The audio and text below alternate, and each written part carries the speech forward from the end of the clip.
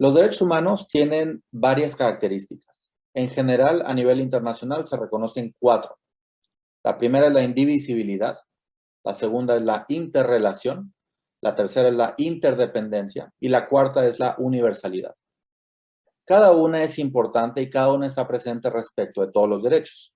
Y lo importante es tratar de ver hoy cómo funciona cada una de esas características y por qué son importantes reconocerlas al momento de trabajar en esta cuestión.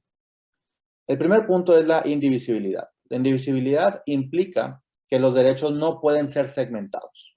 Un derecho es un derecho conjunto, un derecho único, que no es factible de ser dividido en diferentes porciones.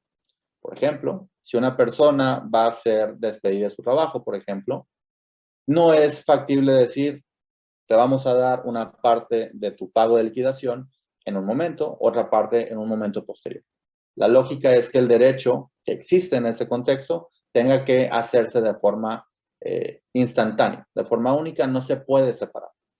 Eso en un caso en el que el derecho obviamente es tal vez afectado, pero si lo vemos a la inversa, los demás derechos tienen la misma situación. El derecho al agua, por ejemplo, no puede ser segmentado. No se puede decir a una persona, te vamos a garantizar desde el Estado tal vez el derecho al agua durante ciertos momentos y durante ciertos momentos no. Existe una obligación en el sentido de garantizar el acceso, la disponibilidad, la calidad en todo momento.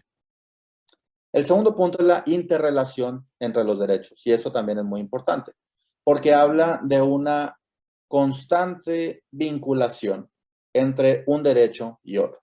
Pongamos un ejemplo muy claro en esta cuestión.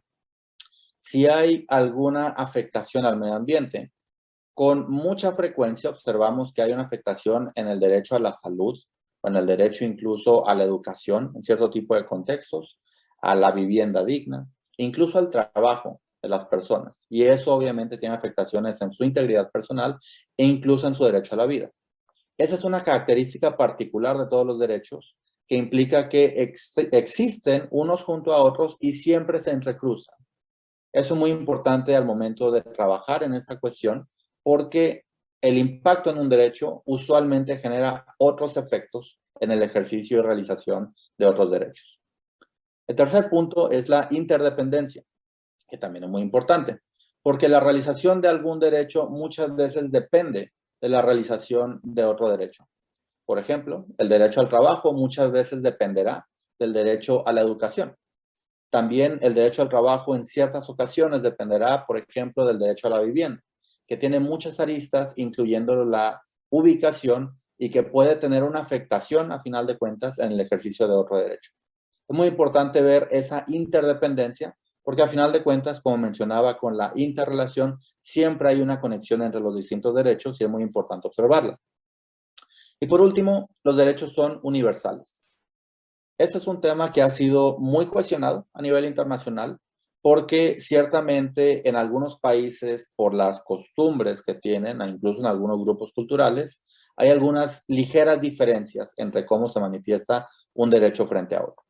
Pero lo cierto es que hay una base mínima que ha sido reconocida internacionalmente por la gran mayoría de los estados, por lo menos miembros de las Naciones Unidas, y eso habla de que hay un criterio, un piso básico que tiene que ser cubierto y respetado y garantizado por los estados. En ese sentido, entender estas cuatro características de los derechos es muy importante para ver cómo se ejercen en la práctica y también para que una empresa pueda poner en marcha diferentes sistemas que puedan estar orientados a la prevención de afectaciones a derechos humanos y a su respeto también.